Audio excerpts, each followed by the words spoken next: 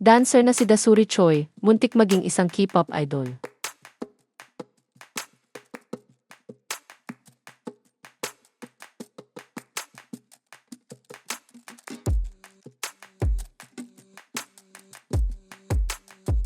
Naging bisita sina Rojon Cruz at Dasuri Choi sa programang Fast Talk with Boy Abunda nitong Huwebes, August 28, 2025.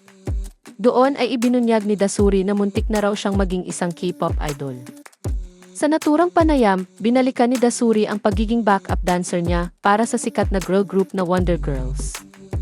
Anya, I was really young that time. But then, very lucky po ako na napili po ako as one of their backup dancers.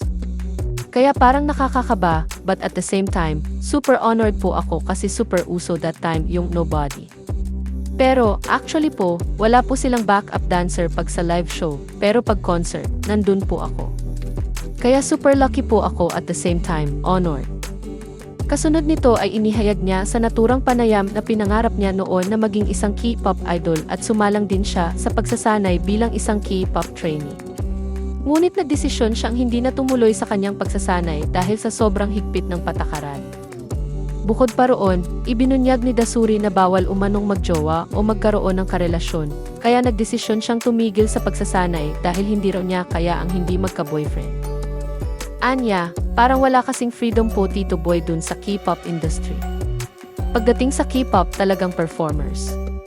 Meaning, super controlled po yung life. Even sa school.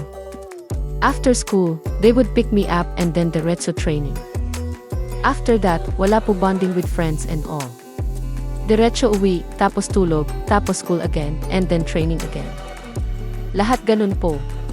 Saka bawal din magkajowa. Ayun yung hindi ko talaga kaya. Pagdating naman sa kanyang relationship status, ay sinabi ni Dasuri na single pa rin siya sa ngayon. Ayon pa sa kanya, handang-handa na raw siyang magkaroon ng love life at hindi naman daw siya mapili sa lalaki, ngunit wala pa raw talagang dumarating na para sa kanya. Anya, lagi naman po ako ready, Tito Boy. Lagi. But then, hindi siya talagang dumadating.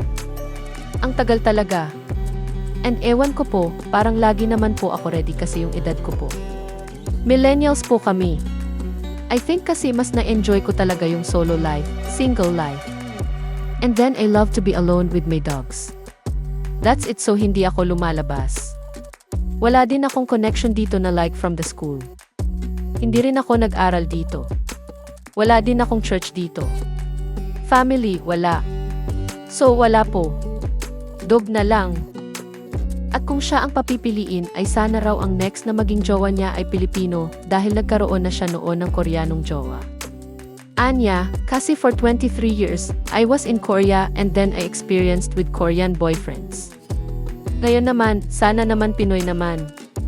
Kasunod nito ay inamin ni Dasuri na hindi naging maganda ang experience niya sa mga naging boyfriend niya dahil nag-cheat umano ang mga ito sa kanya. Anya, actually lahat na meet ko cheaters. Yun ang talagang masakit po sa akin.